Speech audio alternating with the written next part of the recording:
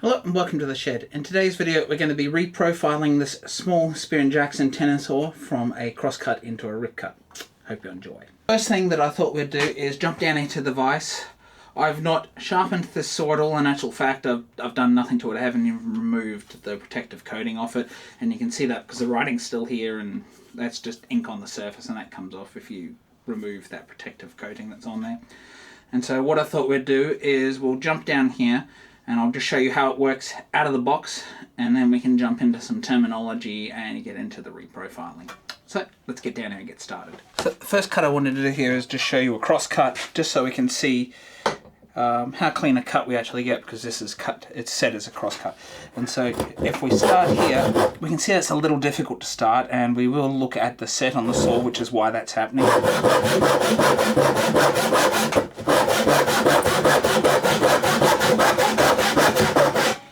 Now, we can see that we've got a fairly clean cut here, although it could be a little bit cleaner. And so now what I want to do is just put it into a rip cut here.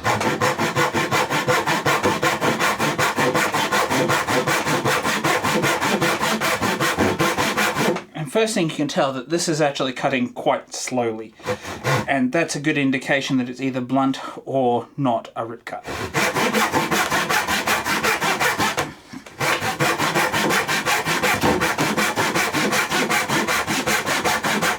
And so I can already tell that it's a cross cut.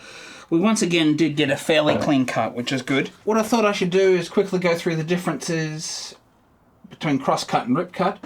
So with cross cut, I like to show it this way, and then we put these here where these are the bevels. And so we have bevels on alternating teeth on this side and on the other side. And what you end up with is cutting knives on the top here. And from a top view, it's essentially like this, a series of dots cross-hashed to show the set, and we'll be covering sets straight after this, so you'll learn about that in a minute. And then with our rip cut over here, we have this 90-degree face here, and we have flat edges like this coming across.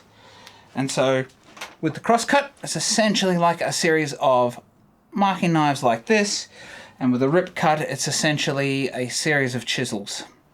And that is all there really is to this. So now, let's jump over and we'll start talking about set. This really badly drawn rectangle is our saw plate. Now, if we had nothing and we tried to put that through, well, if we were cutting like this, it would jam. So what we do is offset or set. And so to do that, we offset one tooth one way and one tooth the other way. Next, alternating along, and so what that's doing is creating a clearance for this saw plate to come through. Now mine's all wonky and all over the place, and normally we're just talking fractions of millimeters or millimeters, so it's just clearing so it doesn't bind on the saw plate. And this is what's referred to as the saw kerf. It's larger than the saw plate, allows the whole saw to work without binding in the cut.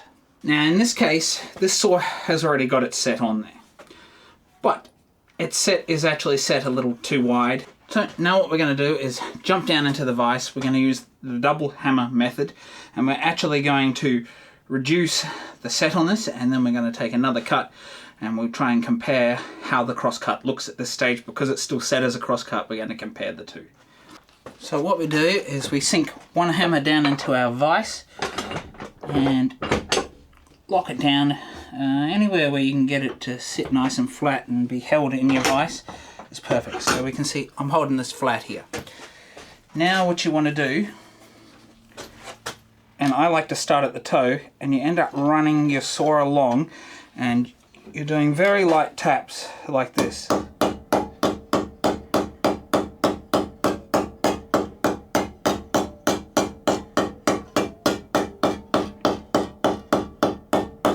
Usually I will deal with set before I sharpen, because hitting with hammers in this case, or using a metal saw set over the top of your teeth, well, we don't really want that to blunt in the teeth, and so you can do it after. And I used to, in a previous video, that's how I did it, was after I sharpened it, but I've come to the realization that it actually just makes more sense to do that prior to actually doing it and actually get your set good to go to start with.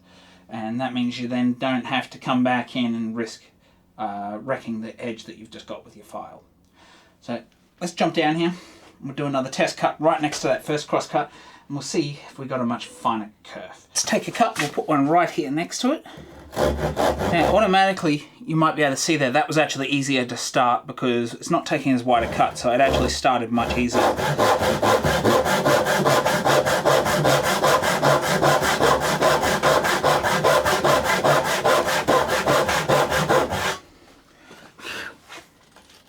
Now I think this still has slightly too much set on it, and if we compare this one is 2 millimeters wide, this one is about 1.25 millimeters. So what I want to do is put that anvil set in there and we'll do that once more, and then I think we'll be right, because it's a little bit easier to cut, but I still think it's still a little bit overset. And we're just going to do the same again.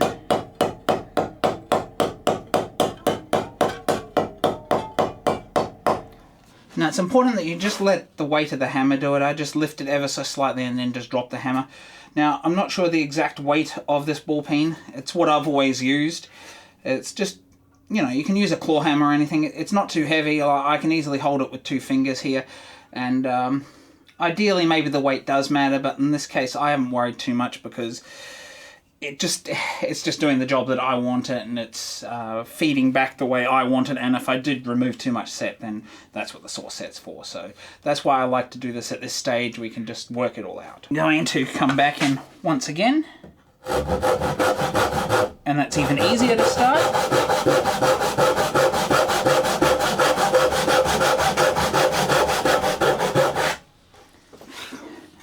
And I think you can see that is visibly smaller than the last curve.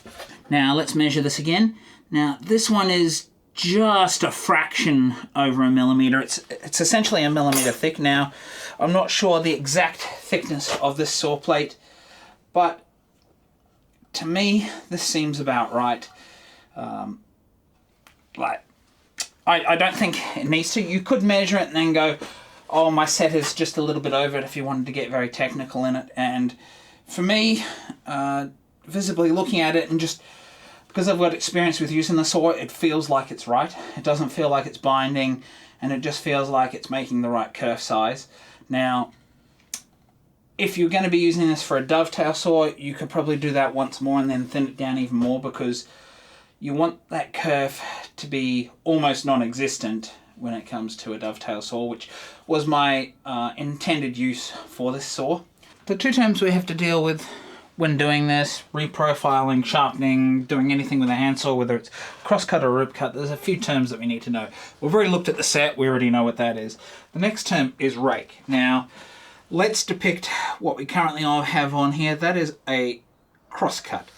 And so theoretically, if we're deadbolt upright through the middle here, and let's say this is an equilateral triangle, which it would be, if we're deadbolt upright like you would have on an aggressive rip cut, so if we have this, so that's this red angle here is the front of a rip tooth at its most aggressive, that's 0 degrees rake. What we have depicted here with the cross cut is actually a negative 30 degree rake, because it's at its maximum where it's equal on both sides. So theoretically you could have a positive 30, but that doesn't really work when it comes to this because our most aggressive is here. And so we can't go to a positive, and so you make it less aggressive, or at 0 it's most aggressive.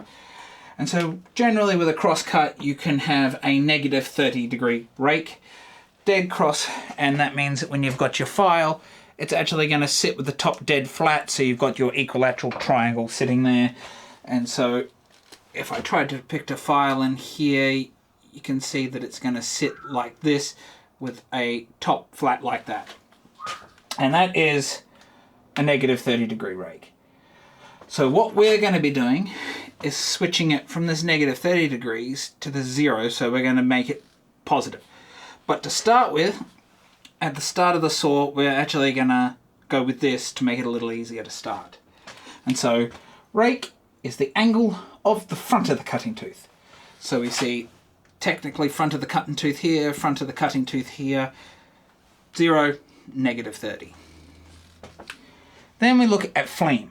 Now fleam, if we have our saw plate, fleam is straight across like this. That is 0 fleam.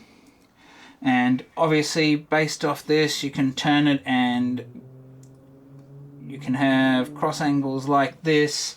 And let's just say that on a cross-cut tooth it's about 60 to 65 degrees, the angle that actually comes across the tooth, which ends up being in both directions to actually get the bevel that you would have on a cross-cut tooth that we talked about before, like this.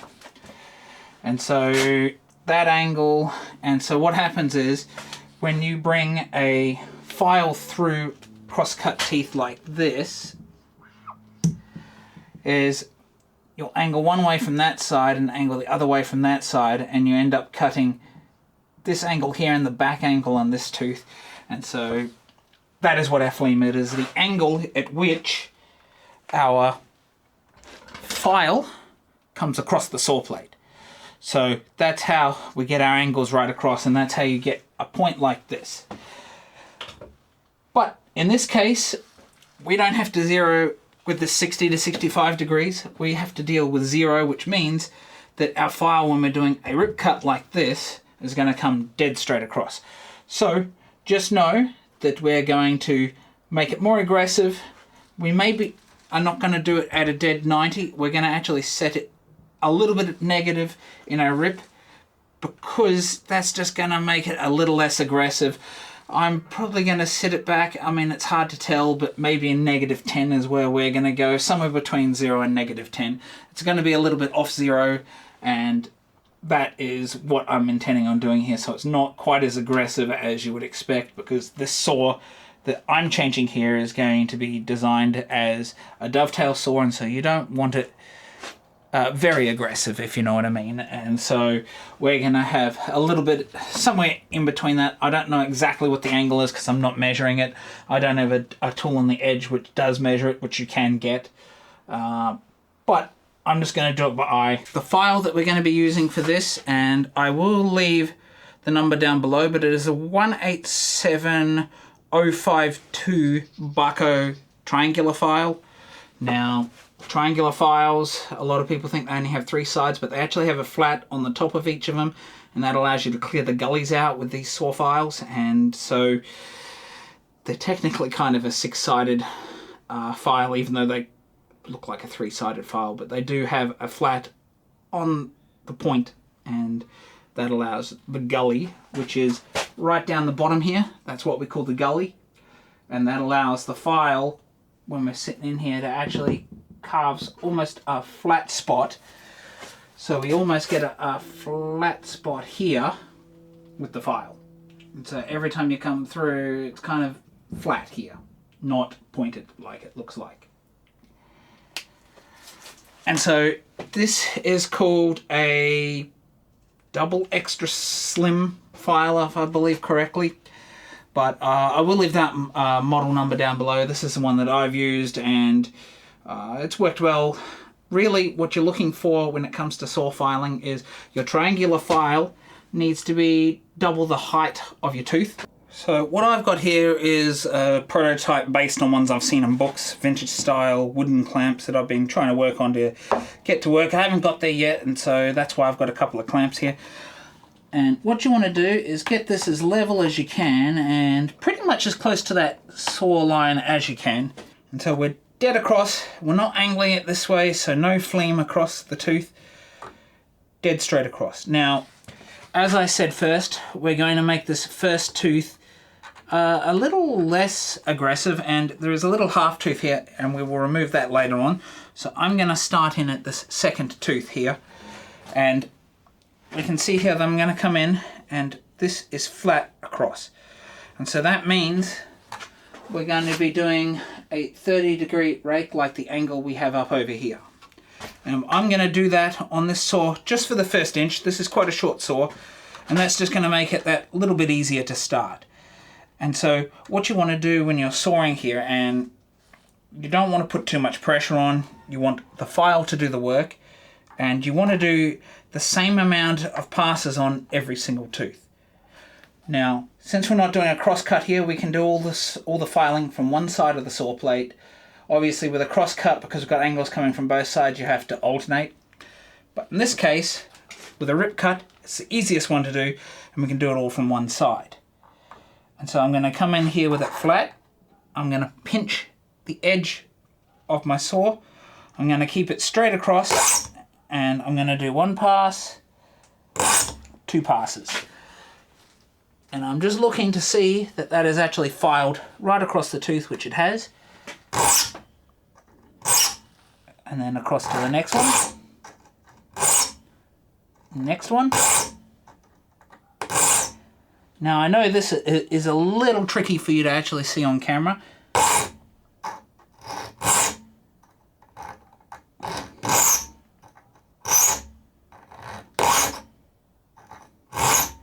So if I take my front hand off, which is usually to stabilize it, it makes it a little bit easier. Next tooth.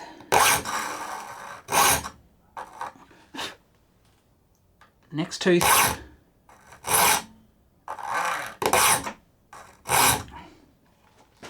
So now I'm happy with that as enough to actually start it. And so now we're going to come into the next tooth, and you would see if we are deadbolt aggressive, that is the angle we would be on. Now I'm going to take it from that deadbolt aggressive, just roll it back a touch, and that is where holding the front helps. You can just maintain that slight angle.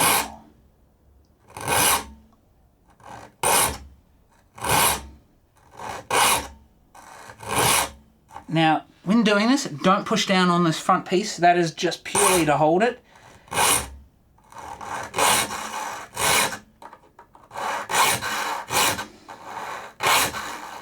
Now, when I pull back, I'm just lifting it slightly, and I'm only filing on the push stroke here.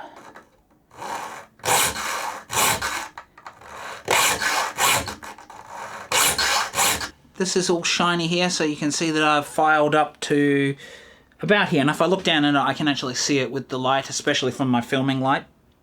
And so sometimes adding some extra intense whiter light is actually very good for seeing this when you're doing it yourself. But you can actually run some permanent marker, which is easier to see on a rip cut. What you can do is just run some along there. I'm not sure if you can see that on the camera.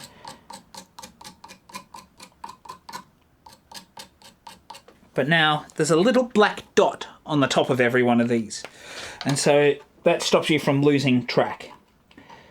So once again, that's deadbolt upright. I'm rolling it back slightly. And we can see the permanent marker's gone from both sides after you file the next tooth along.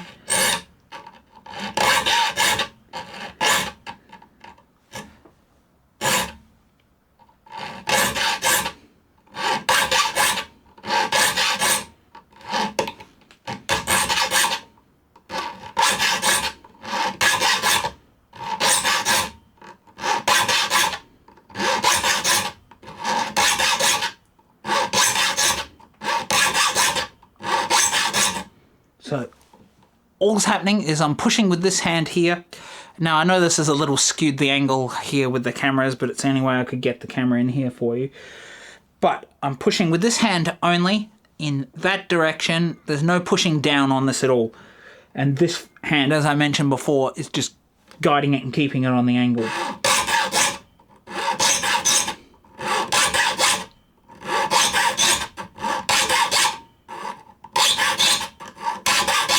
So what you want is even pressure on each tooth and the same stroke length. And that helps you, and the reason behind that is it's going to help you to keep all your teeth even.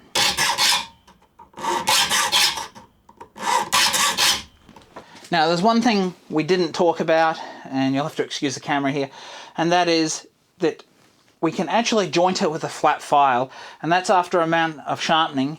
You'll sometimes get your teeth a little uneven, and you want to put a flat on the top of them, and that allows you to know that the saw plate is in a dead straight line, which is what you want. So over time of using it and sharpening it, every 4, 5, 10 times, depends what it is actually happening for you, you will run a flat file right across it, and that's just to ensure that it's dead square to the plate. Now this is where my design lets me off. The saw plate's unsupported here, so I'm going to do this carefully. Ideally I need it to come right out here, and so that's... And you can hear the difference in the frequency of the noise out here where it's unsupported.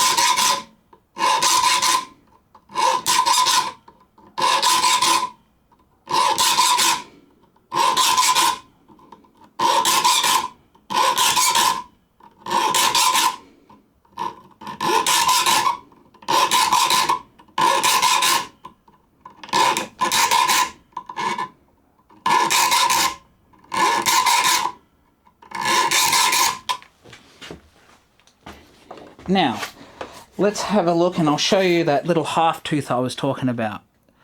So this very first tooth, it's not a full-size tooth, and so we can actually get rid of that. So what you want to do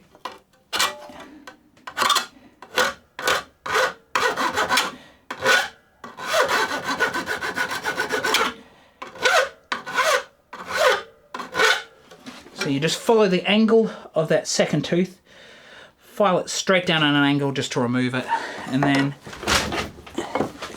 if you look nice and close up here now, you can see it's just dead flat. It just looks like a wide first tooth, and that's just so that doesn't catch when we're trying to use the saw.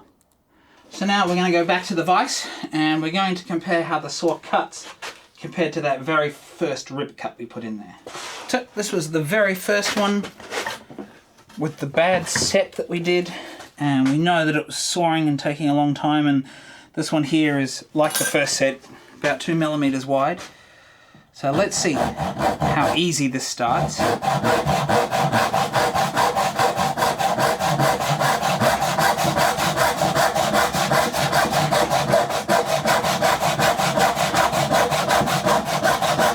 And how quick that cuts.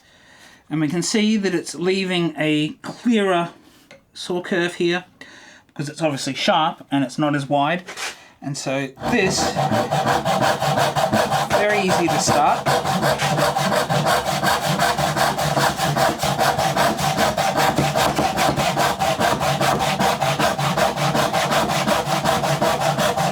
Now generally if you're doing dovetails you're not going to be working in material this wide, but you can see that we're getting a very clean curve here, we're getting a very fine curve, and the saw is cutting much nicer than it did when we had that cross cut tooth on it.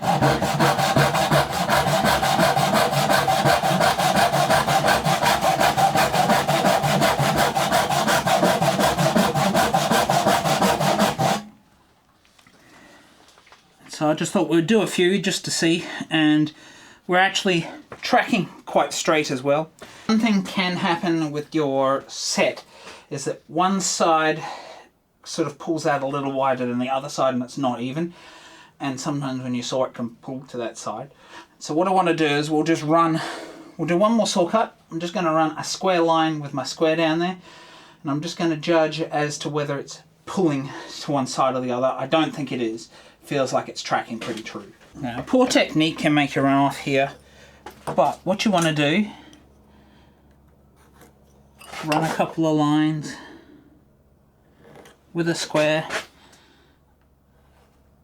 So I'm going to follow the line on my side.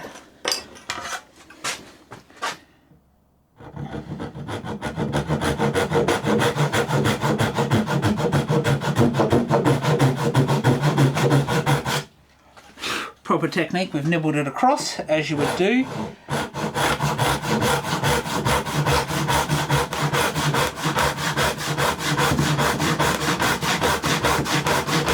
Follow your line.